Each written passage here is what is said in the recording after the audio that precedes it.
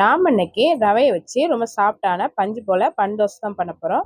பன் தோசை பண்ணுறதுக்கு ஒரு பவுலில் 1 கப் அளவுக்கு ரவை சேர்த்துக்கலாம். 3/4 கப் அளவுக்கு தயிர், 3/4 கப் அளவுக்கு தண்ணி, கொஞ்சமாக உப்பு எல்லாம் சேர்த்து நல்லா கலந்துட்டு மூடி போட்டு ஒரு 15 நிமிஷம் ரவையை நல்லா ஊற வச்சிடலாம். ரவை ஊறதுக்குள்ளே அடுப்பில் கடாயை வச்சு எண்ணெய் ஊற்றி எண்ணெய் சூடானதும் கடுகு, 1/2 ஸ்பூன் உளுத்தம்பருப்பு, 1/2 ஸ்பூன் கடலைப்பருப்பு, கொஞ்சமாக பெருங்காயத்தூள் எல்லாம் சேர்த்து நல்லா கலந்து விட்டுட்டு ஒரு பெரிய வெங்காயத்தை பொடியாக கட் பண்ணி போட்டு வதக்கி விட்டுடலாம். ஒரு பச்சை மிளகா பொடியை கட் பண்ணி சேர்த்துலாம். கொஞ்சமாக கருவேப்பிலையில எல்லாம் சேர்த்து நல்லா வதக்கிடலாம். வெங்காயம் இந்த அளவுக்கு வதங்கினதும் ஒரு கேரட்டை துருவி வச்சுருக்கேன். கேரட் சேர்த்து நல்லா கலந்துடலாம். இது கூட கடைசியாக மல்லியில் சேர்த்து கலந்துட்டு தனியாக எடுத்து வச்சிடலாம்.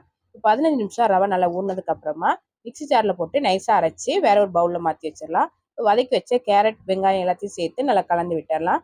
1/4 ஸ்பூன் பேக்கிங் சோடா சேர்த்து கலந்துட்டு தனியாக எடுத்து வச்சிடலாம். அடுப்பில் ஆப்பச்சட்டி வச்சு 1 ஸ்பூன் அளவுக்கு ஆயில் விட்டுருக்கேன். ஆயில் சூடானோ ரெடி பண்ணி வச்ச மாவை எடுத்து ஊற்றிடலாம்.